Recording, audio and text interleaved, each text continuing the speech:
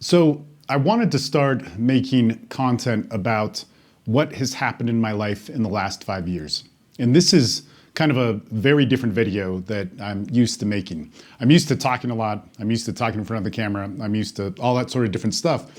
But in this one, I just want to talk for about an hour or so, and then I actually have to start a call for my groups. But I wanted to talk about what has happened in the last 5 years of my life, because in the last 5 years of my life, I've gotten away from social media, gotten away from all the different things of broadcasting myself, of what the reality is of me, and started talking more about the niche of divorce and custody and all the different tragedies that go on in that. And, I have a tremendous amount of experience in it and my own stories in it, and launched a whole business within that. But also in the last 5 years, there have been profound changes in my life that I don't talk about. One of them is living in multiple countries, and I've done that pretty much once a month for every month for the last 5 years, with the exception of COVID, which had a few hiccups in between. I've been able to be a father within that, launch new businesses within that, maintain my old groups that I no longer talk about that have to do with coaching and whatnot. And then huge, huge leaps in working with indigenous cultures and, the very difficult things that I don't really know how to say. And I've kept quiet about them mainly because how can you talk about some of these things? Like, for instance, one of the things that I just got permission to talk about is my time with the Arhuaco group in Colombia, a place where I've been living for the past 5 years, on and off, as well as other places as well, but Colombia and the United States are the two main spots. Within this group, they asked me specifically to write an encyclopedia, perhaps you could say. I mean, the language barrier is very difficult, about the meaning of these bags, their culture, their life, how they live. And I've been living with them actually for the past year, on and off as well. There's also things around spirituality and meditation that are huge. All these things that I see people brag about all the time, and of course you can, yet the story of those things are very different. And perhaps I'm making this video of me talking about these things is to help sort them out in my mind, but also to figure out how I am going to start dividing them across my social media platforms. It's kind of interesting. In the last 5 years, TikTok has come around, and I've gotten a ton of success from that. And mainly in the divorce and custody niche. YouTube, Instagram, where I'm running a live right now as I'm recording this as well, has suppressed me amongst other things. And all within that, I've maintained a business, but this also presented another thing that I also want to talk about. A huge thing that has to do with male trauma and male pain. And this moves into all sorts of different things. If you have been following my content for a while, you probably know there's a lot of different topics I talk about, and I talk about a lot of hard issues for men. Some of those having to do with PTSD, veterans with PTSD, addicts with PTSD, addicts in general, addiction recovery, all sorts of plant medicine stuff with addiction, which is not the narrative of what you've heard, stuff with 12-step things with addiction, which is also ignored and ingratiated in all these different ways that I don't necessarily see as the truth all the time. Stuff around sex and dating. And this is one of the most horrific things that I see, is that when we have a culture that suppresses sexual information for men so much, and perhaps with good reason, we create a backlash and a rebellion of men that, I've seen within the dating industry, within the red pill, within the manosphere, all these different things, which generally promotes misinformation and does not help men. There's all these different things that I want to talk about, and they come central in my life, and my life makes them work, and it has made it work tremendously for the last 5 years. And it's done so in this crazy way where I already had a job where I could work as, let's say, a digital nomad, or these sorts of terms. Before there was that term, I was already doing it. Since 2006, I've basically had this job, and it's one of the, I wish I could say it was a decision, but it's one of the best pieces of fortune that came into my life. And I'm so happy I took it and ran with it, because it freed up so many different things for me that I didn't really have to reorganize and rethink when it came down to having a business that lived abroad in all these ways. But in addition to all of this, of living in multiple countries, of having the freedom to be happy in those ways, of having the freedom to have the different relationships that I wanted to have with people, of having the freedom to be distant from the insane broadcasts of, first world Western news and the emergencies that are always happening and all these crazy things that we're inundated with daily. In all of that, I was able to focus so much more on my job, which is to coach men. And my job isn't just to coach men in divorce and custody battles, although that is a huge part of what I do and work with people. This whole time in the last 5 years, I've been working with men on deep issues around trauma and addiction, deep issues around trauma and sex and sexuality, things that can't be spoken about in our culture. Like, just to put in perspective, if I were to give a YouTube video that is titled or talks about, or even this video, because I'm talking about it in the algorithm or whatever it is, picks up that I'm talking about sex and sexuality for men, it gets suppressed. And I know this because I've given good advice that has helped men and made 800 videos on this on YouTube, and they get, 200 views or something like that. But a woman who has a podcast about sex positive things, or a man who hits a really PC perspective that isn't really hitting all of men's issues around sex and dating and these things, they can get popular. And it's really one of the biggest tragedies, because the reality of what men are really suffering with, the real thing that men run into, if we go through this, and there's all these different subtopics like PTSD or divorce or custody, I can go off on all of them. But when it comes down to things like sexuality, things like feeling alone, wanting to date people, getting misinformation from therapists, from friends, from other women, from male friends, from whoever, and then from men who are pundits of the dating industry, giving them false information on how you can date, be better, be sexually satisfied, feel like a man, not feel alone, not have the human-driven fundamental need to connect with another person in a sexual way, in an intimate way, in an emotional way.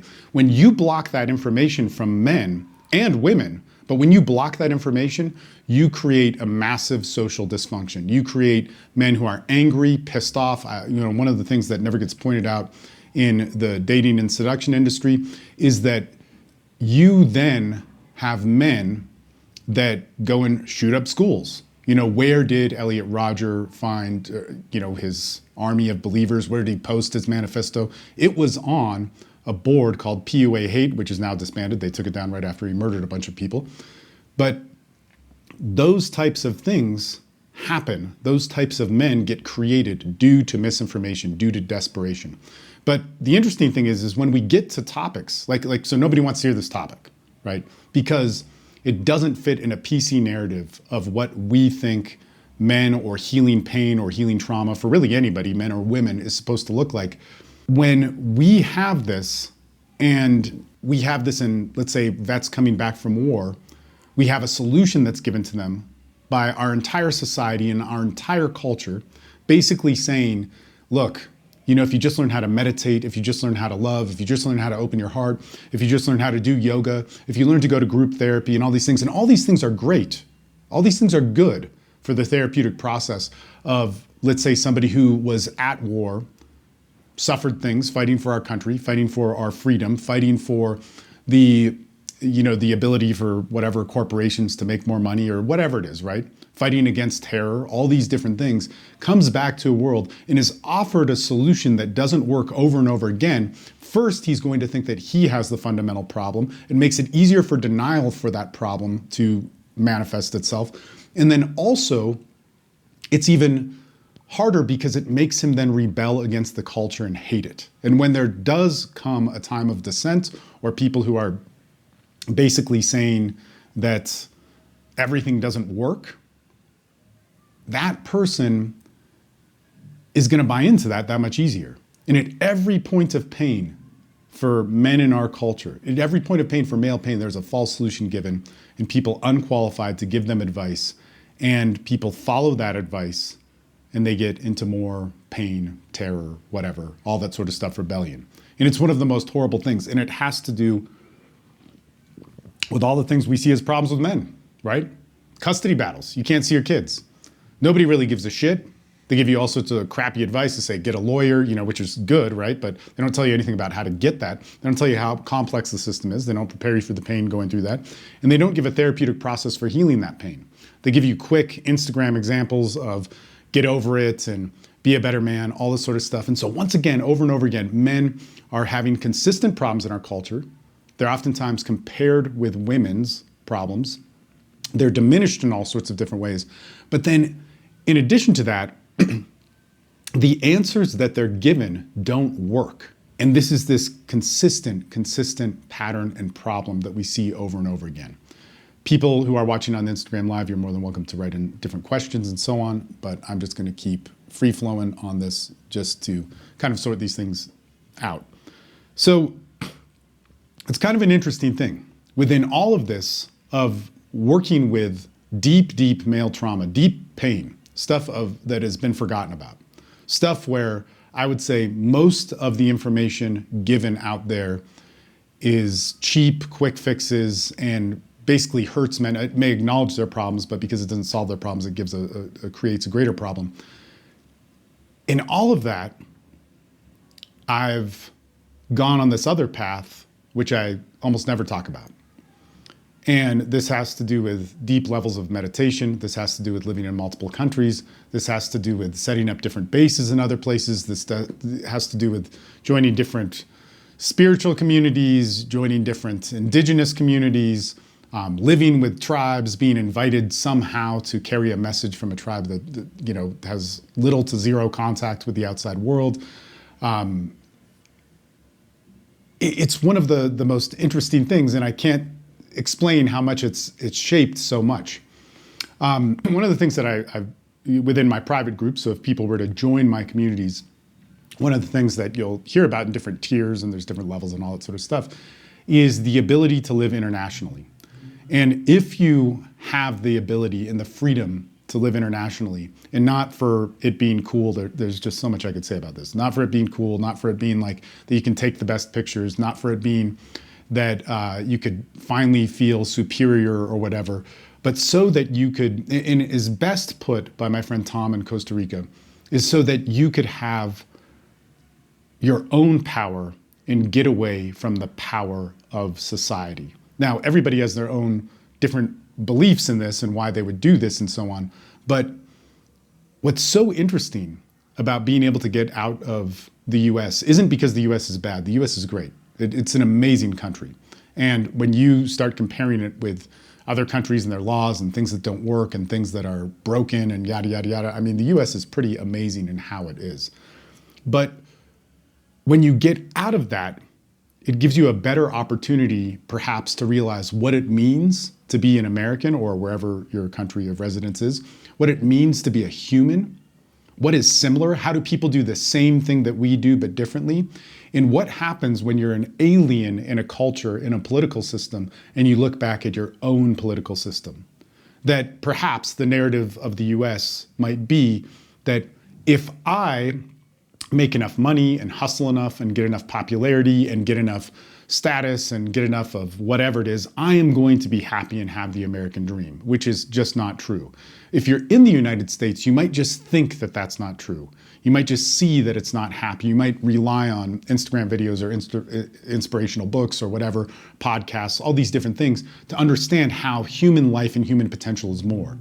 And because of that, it then creates another problem, right? So the pressures and perhaps the dishonesty or lie, and I don't really like to use these words of lie and dishonesty and so on, even though I think it is. And the reason for that is because it promotes too much of this rebellion conspiracy theory thing, which definitely, don't get me wrong, like powers lie to you. But does that mean that it means you need to rebel? Does that mean that it means that you need to throw everything out? What it really means is you should probably study more of what is true and what is not.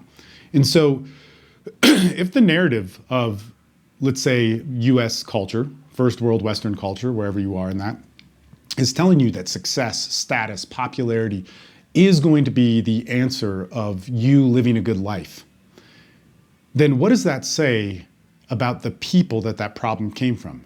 That would mean that there could be a desperation in how we live that's not serving our identity, that's not serving who we are, where we feel impoverished with, yes, we have availability to all the different things. We could buy whatever food, we could go on whatever vacations. There's many things that are readily available to somebody who does not have a huge income level. But at the same time, we're void of something. And when we're stuck within that culture, we can only look so far at what the real answer is and the problem that manifested that need. In addition to all of that, is if we always have that solution in our faces, we can only then imagine or look from books or history or other resources online, but we can't really experience what it would mean to have a different idea, of what it would be like to live somewhere else. And if we get out of that country, if we're able to get out of there, man, I'm so happy to see David on here, David Tien. You are one of my heroes. You're an awesome guy. Keep coaching and keep doing what you're doing with your family. But back to what I was saying. So if we're able to get out of the culture that gave us whatever problems, and it gave us problems not because it's evil or whatever, maybe it was, who knows, but don't waste your time with that. We then have a perspective of how other people achieve happiness and also how other people deal with their own problems. Their culture, which is also going to have issues of not feeling happy, not feeling well, in a different narrative of what is going to make those things feel better. Maybe you dance, maybe you party, maybe you take time off, maybe you do siesta, maybe you get more disciplined, maybe you move into meditation, whatever these different things. You're going to see their culture do these things, but not be able to see outside, in the same trap of the American culture sort of thing. When we can move around to different cultures and see that, it's a beautiful thing. So part of living internationally and moving around and all these different things, I like to go see places.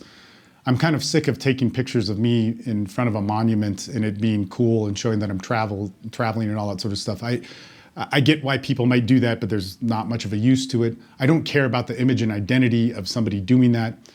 What I care most about is the freedom I have to get away from the narrative of the culture that I was brought up in, and the narrative of that telling me how I'm supposed to be happy and where it comes from. And then switching to another culture and being able to see the narrative of their culture, find a little bit more of a true, pure human form of happiness there, and try and make that work in my life. And to go back to what my friend Tom in Costa Rica has always told me, is the most American thing he could ever do was get the furthest away from power to have his own power and have his own decisions. Now, Tom and I, we're very good friends, but have different perspectives on these things. But I believe in that. And for me, the power that I can find within myself, the freedom that I have within myself, is something that is so important. Chris, pura vida. Man, Chris, I've not seen you on my Instagram feed lately, but I love seeing your feed of you and your son and all that. So cool, so cool, so cool. So good stuff. But yeah, pura vida. But so when we have that, that's such an awesome thing. And so we as people, let's say if you are a US citizen, have a US passport and all that sort of stuff, man, go and travel. It's very easy to do. It's easier than you think. And it's something that I think you should do with caution. I hate the whole passport bros thing. I don't like it when people are going to another culture and just exploiting it. And it's not just the passport bros thing. It's like if you go to Europe, there's a bunch of guys that just go and get to do what they want and not have any responsibility. Sure, I get it with the extreme level and lack of resources for men in growing up and becoming men and all these different things and the crazy political culture. There's a certain level of immaturity that needs to come out with men and women, and it definitely was sure and true for me.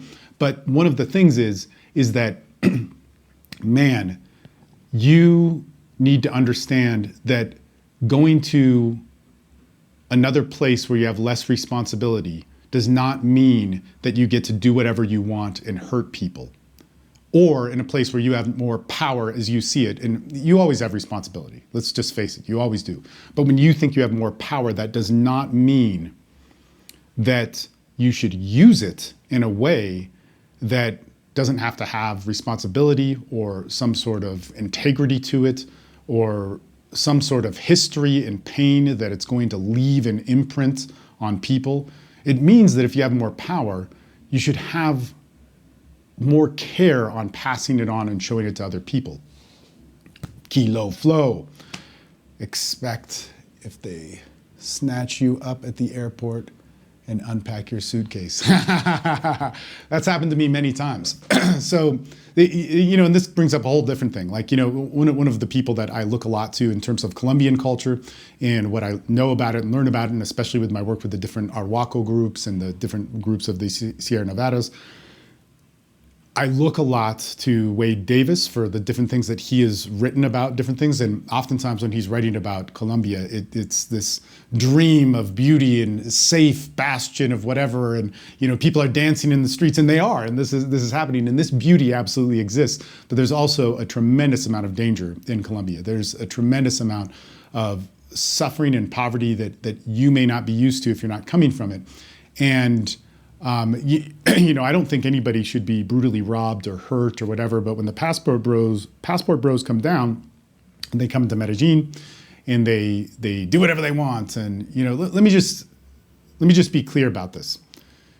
If you travel to other countries, you don't need to rely on prostitution or get drunk and do a lot of drugs and do all these different things to get a girlfriend or whatever. You don't. You should never start there. And some other information that you should know is if you're a US citizen, as well as like Australia, I think is the same, and there's other countries that have this. If you go to another country, let's say where prostitution is legal, and you partake in it, technically you are breaking a federal law. In addition to that, if you come from, like, let's say a state of like Texas, like I live in Texas, okay? In Texas, the age of consent is 17. But, and I'm not saying that this is a good thing or bad thing, I'm just saying this is the law, but you need to be aware of it, especially when traveling in international, when you're crossing a border, right? When you're crossing back into the US border from anywhere. You are judged by the federal law, okay? So if there is something that is illegal in terms of federal law, but in state law, it's legal. So basically, if you have sex with somebody under 18, even though you're from Texas or whatever, and let's say you're 20, right? And this gets found out, you are breaking a federal law.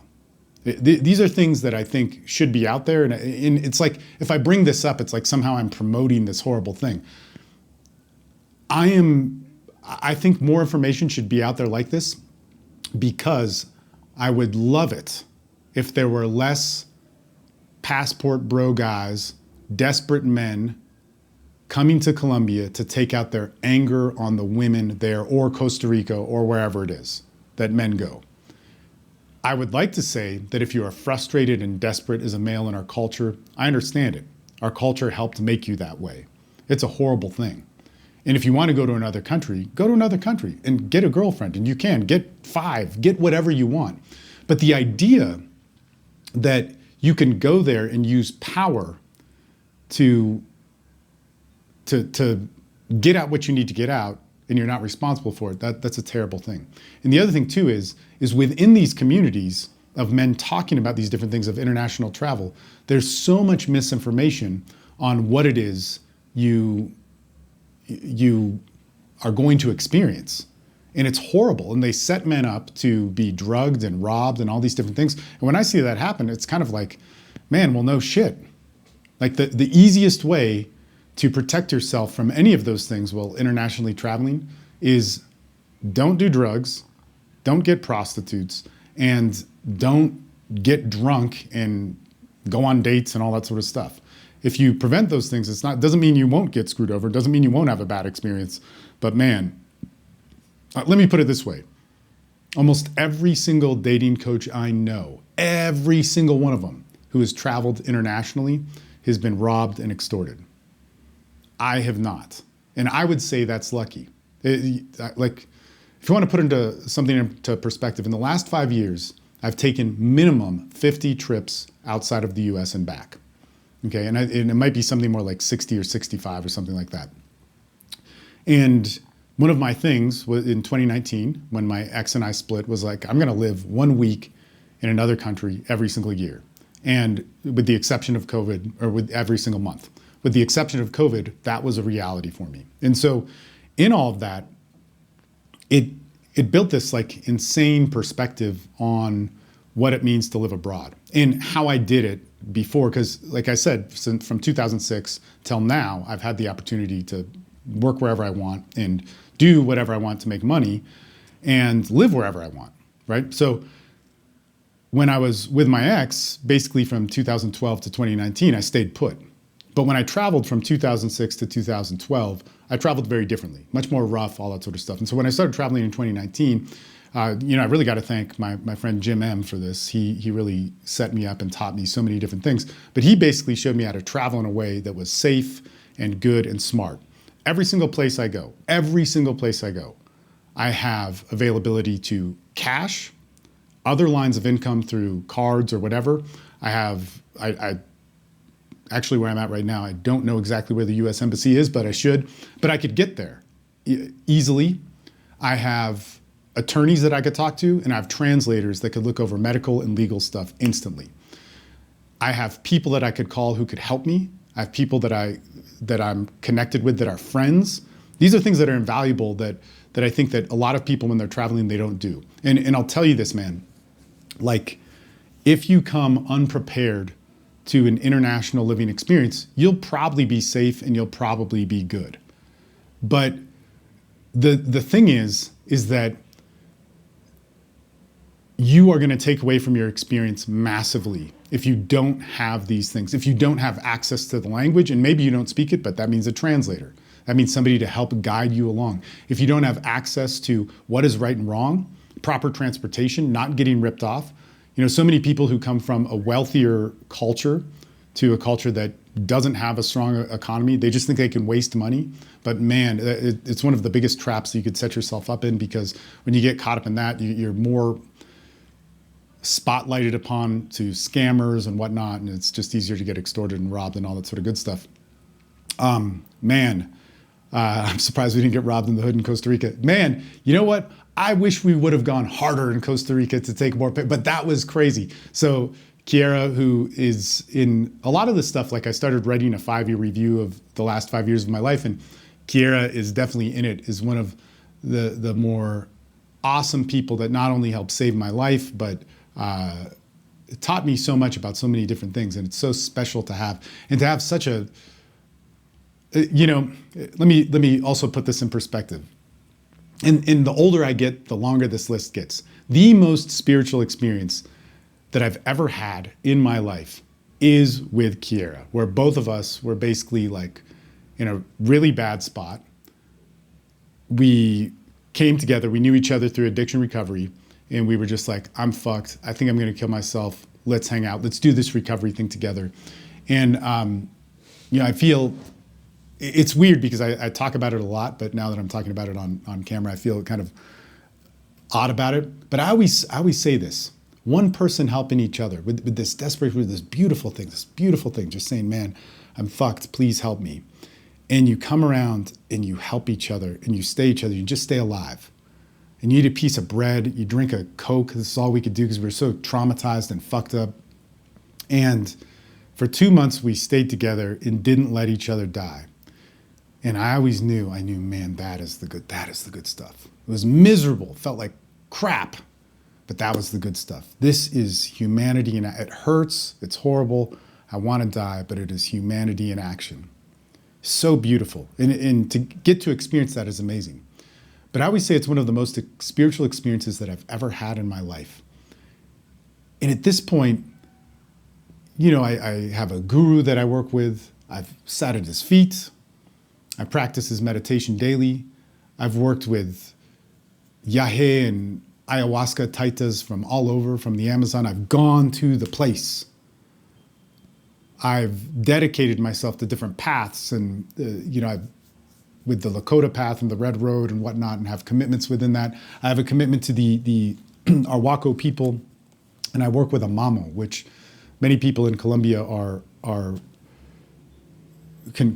why? Why did they ask this gringo to do it? And when I talk to the Arhuacos, they say, what's the difference? You're all the little brother. It's so special, you know, like these are like those cards that you show, like this mamo, the Yoda of the world that stayed in a cave for 9 years in the dark, from 0 or 3 years old to when, you know, 9 years passed. And then he spent another 9 years in isolation, dedicating himself to the spiritual protection of the world, of the mother. And it's very difficult to translate because they have a different language that had no contact with the Western world until recently. They're pre-Columbian, pre-Columbus. They're a very interesting tribal indigenous culture. And I work with this guy. I could request to go see him right now if I could get there, although he's quite far from me at the moment. And there's all these different people, multiple chiefs and whatever. And I've done their work and I've been in their ceremonies and all this different stuff. And still, I would say one of the most precious things, and they're all so different, was the time that I had spent with Kiera in that time in 2019, from basically August to October, where it was just like, let's not die. Let's not die. Let's not do this. Let's figure out how to live.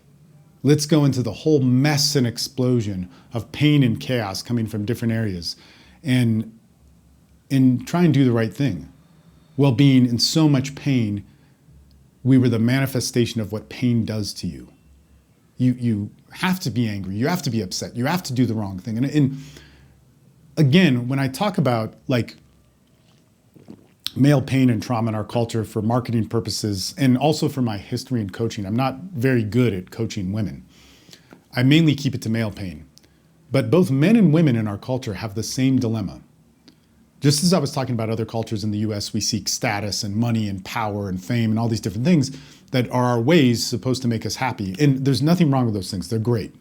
But the idea that that's going to fix the fundamental problems that we have of not feeling worthy, of not feeling whole, of not having a loving family. You know, it's very interesting because things like ayahuasca or yahe or wachuma or San Pedro or peyote, or all these different things are these popular, like if we do mushrooms, we're gonna solve it.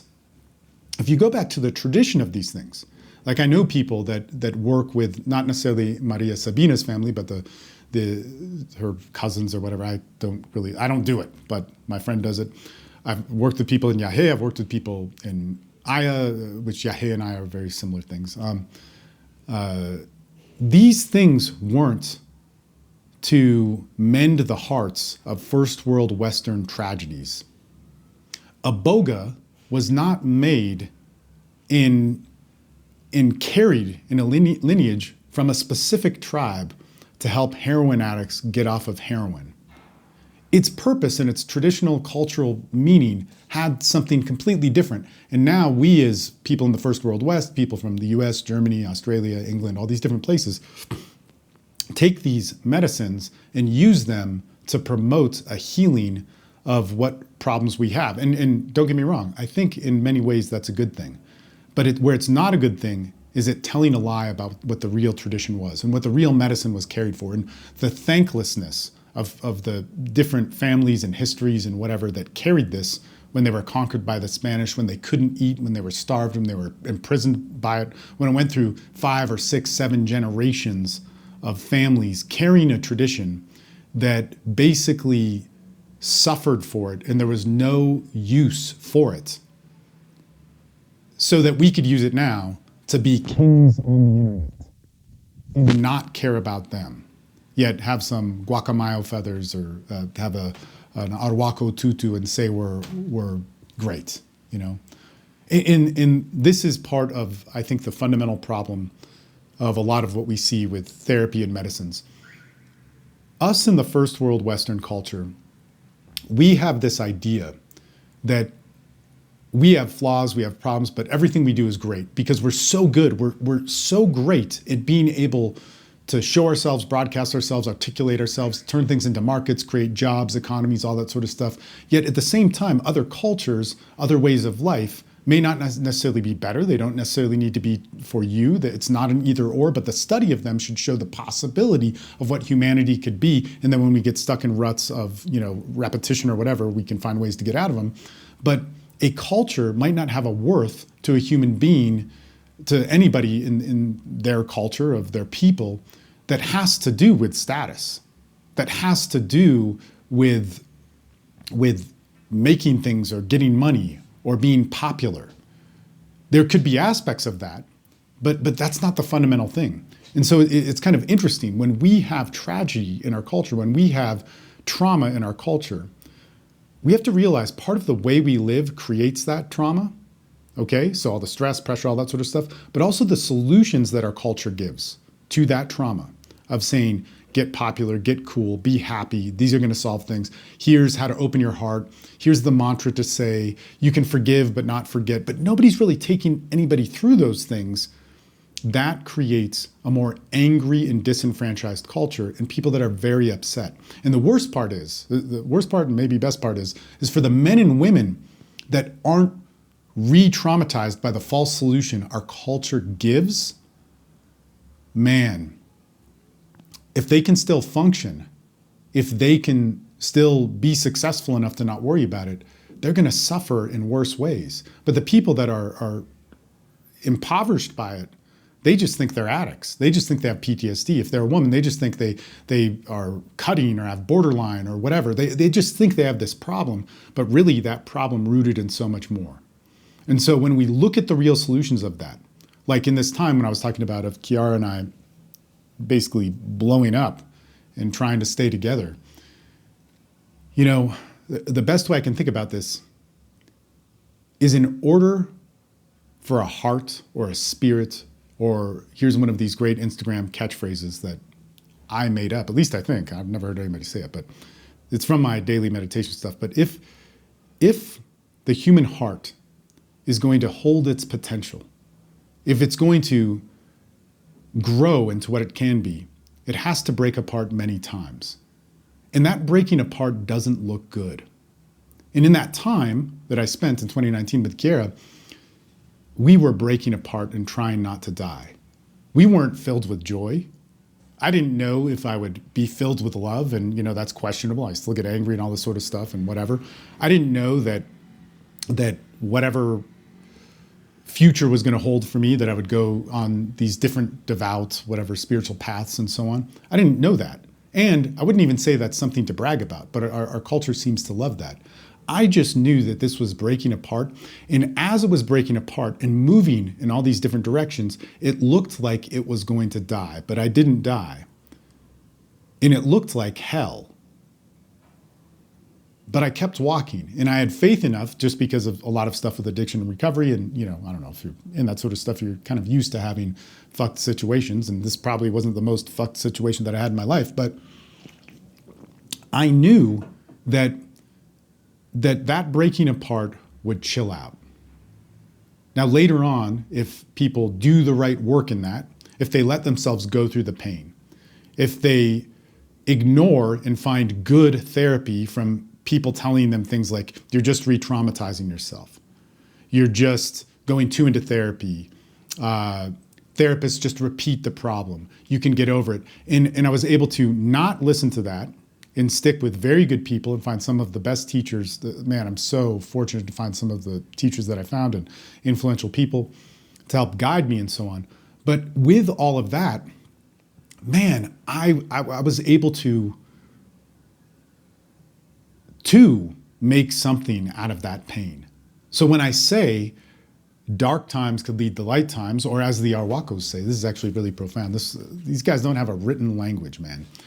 And they say that inside the tutu, or mochila, in Colombia they call these mochilas, but the Arhuacos call them tutus, inside is the womb. And darkness is not bad, because in the womb, conception of life happens, new thought happens from darkness, unformed life comes from darkness. So the seed of something that may not form is planted in something that is dark because it has to. And it has to form in all these ways, in these complex different things, and move into something to grow into something that might become human, might become a thought, might become an idea or whatever. But darkness is not something that is bad. It is not something that is evil. It is not something that has to be suffering, but is a point, perhaps, at least for me in my experiences of the dark times of my life, of the breaking apart of things in my life, to where I had faith enough, and this is one of the most important skills you can get, is that when you're in pain, do something right, force yourself to do it, so that later on in life when you have pain, you can have faith in the process of working things through, and in that I could grow something. And so when I say that in order to gain the capacity of human compassion, of human peace, of love and humanity, your heart is going to have to break apart many, many times to fit what it is capable of holding. This comes from experience. This isn't something that I say to somebody so that they can get over something that is causing them pain and then I can leave and not have to deal with it. It is a judgmental and irresponsible culture would do, which is what we do. But I say that, and then I say, look, if you want to learn how to do that, I can walk with you. I can help you. Because it's not as simple as saying that. It's sitting there and listening to you in some crazy state of whatever trauma cycle crap that you're going through and moving through it. And it's just such a beautiful thing. And the saddest part, and this is one of my rants of just what's so bad about men's pain and women's pain in our culture, but like I said, I focus on the men's pain of it. But women have it too, and we need to stop comparing. We need to compare to find where our place is and what is exactly wrong and those types of things, but we don't need to compare for attention of who needs it more or whose trauma or pain or happiness is worse or better or whatever. But when we get into all of this, we need to start having people who have passed through this long road of pain, of reality in it, and to be honest about it. And what happens in our culture for both men and women is every single man and woman has these crazy symptoms that are being treated of wanting to have attention, or like, I'm going to go do plant medicine so I can finally be a king of the internet and brag about it or whatever, or be a free inner child, and this is what it looks like. We need to start realizing that, yes, we have a problem with our culture. We're causing pain from the way we live. That doesn't mean that we need to rebel from it and hate it. That means that we need to start listening to people who've gotten to the other side of it. And I don't want that to be as a promotion for me. I want that to be as we've gotten to the other side of it. Man, there's amazing people that I've met who have, that are amazing teachers, and they're ignored by our culture, which is kind of okay because they don't really have a place on social media. But if we continue to think that the amount of pain that we have in our culture is not real, like men's issues aren't a big deal or certain women's issues aren't a big deal, if we continue to believe that solving them can be done by quick perspective shifts and the expectation that, if you're healing, you're not going to be bad anymore or something like that. If we continue to think those things, we're just going to cause future damage. And when we look at the damage that we've caused in our culture, it comes from the generations before us. And what that means is that if we only fix something that makes us feel good enough now so we can go on with the status quo, we will cause severe damage for the next culture. Your kids, their kids, the people that you don't know, who will be walking around with pain that they can't define, that they need to fix so that you can just feel good in the moment, so that you could fix something. Every choice, everything that we do has huge responsibility, everything that moves forward. And so it's very, very important. In any case, let me read this comment that Kiara wrote. I remember one day we met up and you said, "You look like shit." And I just laughed and sat down on the sidewalk and we waited for that was the best. No, seriously. I said you look like shit. Man, I'm sure I looked like, we both looked like shit. You know what I wish? I wish we would have taken more pictures during that time. And we're both photographers and we did take a lot of pictures, but take pictures of each other. And like, of course, take pictures of all the other different things. And I wish there was like more video of it because it was so, now when I take pictures and take video of whatever, traveling or my kids and these things, I'm so happy. And I'm so happy to have not deleted my photos. Like a lot of people, when they break up with somebody, they delete it all. And you can, like, I'm not saying you shouldn't, but I'm so happy I didn't. And people would say, man, you're holding on. I didn't look at it. First I did, but then I stopped. And I'm so happy to look at it now because you remember life. You just remember it. And those moments, like I said, there's times where I'll be hiking up in the Sierras carrying 70 pounds to go meet with the mama or the group. And I think I'm going to die. Or I get parasites and horrible, man, sick for weeks and all your fluids go out of you and you're all fucked up. And the things I think of, like in those moments when you're that fucked, you're like, man, if there is a God, whatever you are, whatever it is up there, like help me, right? And in all those moments, I still think there's something so uniquely beautiful and spiritual to the times that we spent suffering. And if there was more just video, more photos, more documentation, it would just be so good to look at.